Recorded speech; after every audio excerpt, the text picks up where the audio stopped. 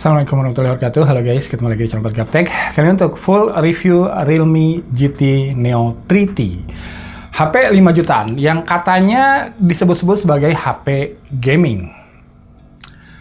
Tapi menurut saya, ini bukan HP gaming. Oke, seperti biasa, disclaimer dulu, Realme GT Neo 3T ini dikasih oleh Realme Indonesia, jadi nggak saya beli sendiri. Dikasih loh ya, bukan saya yang minta. Tapi isi video ini 100% menurut pendapat dan pandangan saya pribadi. Oke, jadi sama sekali nggak ada campur tangan, titipan, atau koreksi dari pihak Realme atau pihak manapun. Oke, yang harus bagus dari sebuah HP gaming tuh apa aja sih? Oke, kita runut. Chipsetnya Snapdragon 870 bersanding sama RAM 8GB. Ya, ini tuh bisa mainin Genshin Impact di settingan grafik highest 30 frame per second dengan sangatnya 2 kali, mulus. Dan setelah main berjam-jam, suhunya tetap adem banget. A-nya panjang, adem banget, serius. Nggak ada panas-panasnya. Jadi saya tuh hampir tiap hari main Genshin Impact ya. Nah, dibanding main Genshin Impact di HP daily driver sehari-hari saya saat ini, yaitu Realme GT 2 Pro yang pakai Snapdragon 8 Gen 1 dan harganya 9,5 jutaan sekarang. Catat, saya jauh lebih demen main Genshin Impact di Realme GT Neo 3T ini yang harganya 5 jutaan aja. Ya, ini tuh sama-sama di settingan grafik highest 30 fps loh ya. Dan resolusi layar GT 2 Pro-nya saya set ke Full HD aja, bukan 2K. Oke? Ya, karena main di Neo 3T ini tuh jauh lebih adem, jadi jauh lebih nyaman di tangan. Terus jauh lebih aman juga dari throttling yang berbuah ngeframe. Karena ya itu, adem tadi. Dan baterainya juga lebih irit di sini. Sekali lagi, karena ademnya itu tadi. Jadi ya, chipset tercepat belum tentu jadi yang ternyaman buat main Genshin Impact loh ya. Tapi kalau dipakai main PUBG sih, keduanya udah sama-sama adem banget lah. Enteng pokoknya kalau PUBG. Garunya juga sama-sama akurat, nggak ada masalah. Terus displaynya responsif. Yes, karena punya touch sampling di 360 Hz.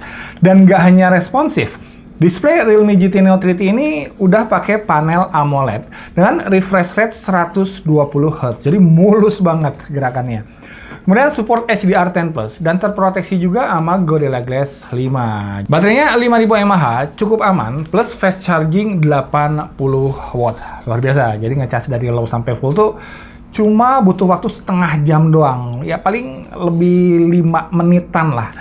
Speakernya bagus, keras, dan nendang tenaganya. Pokoknya mantap. Yes. No.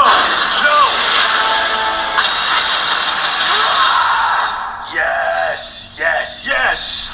No. Jaringannya biar nggak delay pas mabar, cepet juga dong. Siap buat disetel 5G-nya Telkomsel di N40 dan Indosat di N3. Nah, terus kan ada tuh kadang-kadang game yang bikin HP-nya tuh ngegeter-ngegeter gitu lah, pas tabrakan misalnya. Aman, soalnya motor haptic feedback di sini tuh nggak murahan, berkelas banget. Bonusnya, Near Field Communication Ready dan fingerprint-nya canggih ada di dalam layar. Oke? Loh, jadi kenapa saya bilang Realme GT Neo 3T ini bukan HP gaming?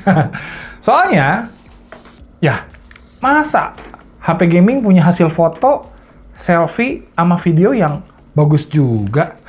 Padahal kamera yang bagus kan porsinya HP all-rounder. Oke, konsisten dengan review Galaxy A53 5G saya kemarin, which is HP all-roundernya Samsung di harga yang sama, yang saya bilang karakter warna foto kameranya tuh gonjreng, kontrasnya pekat, dan sharpness-nya tuh sakit. Nah, di kondisi pencahayaan yang melimpah, ya memang seringkali hasil tangkapan Samsung Galaxy A53 5G ini terlihat lebih eye candy atau lebih instagramable lah. Sedangkan fotonya Realme GT Neo 3T ini tuh terlihat lebih nyantai gitu. Tapi hasilnya tuh lebih konsisten untuk foto-foto di berbagai situasi pencahayaan yang berbeda-beda. Nah, di sini Realme tuh ternyata baru nunjukin kemampuannya di mode malamnya atau night mode-nya. Buat saya, algoritma mode malam Realme terlihat lebih menarik dari Samsung. Gimana menurut kalian?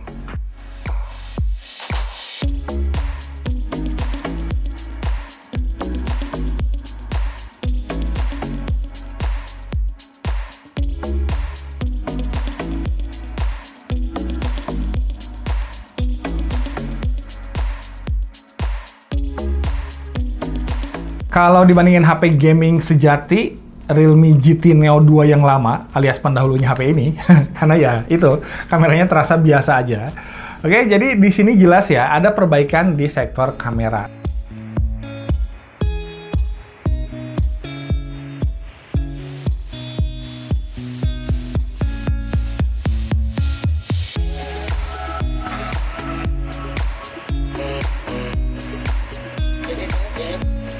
Walau, memang kalau diadu sama HP berkamera terbaik di kelas 5 jutaan versi obat gaptek saat ini, yaitu Realme 9 Pro Plus, ya jelas Realme GT Neo 3T ini masih sedikit kalah, matang gitu lah, color science-nya. Ya, jadi buat moto malam-malam pakai Realme GT Neo 3T itu wajib hukumnya pakai mode malamnya. Oke, karena kualitasnya bakalan terdongkrak secara signifikan.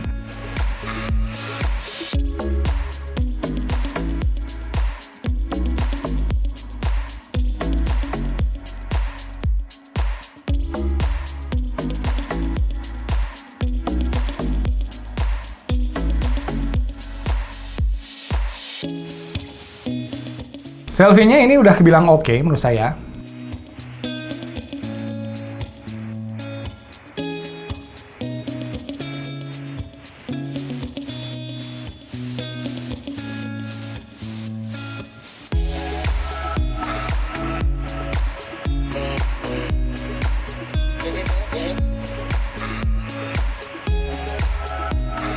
Sedangkan perekaman video 4K-nya juga cukup stabil, nggak ada masalah.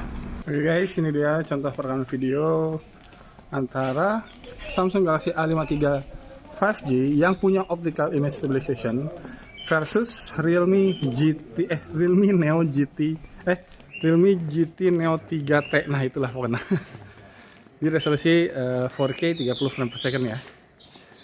Nah, si Realme ini nggak punya optical image stabilization guys. Si Samsung punya.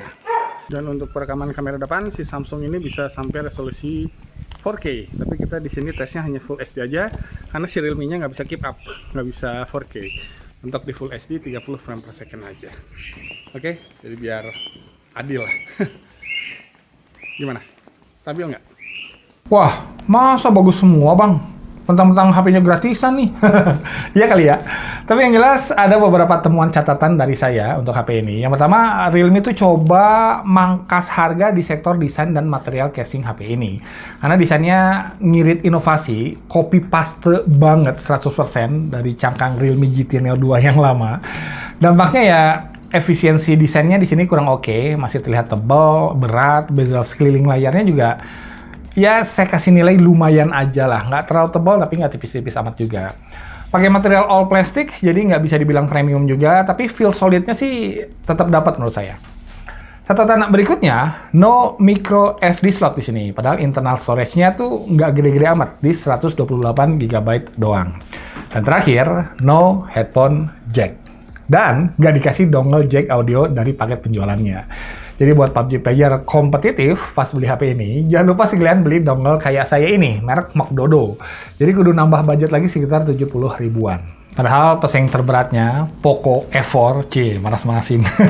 Udah dikasih dongle jack audio di paket penjualannya.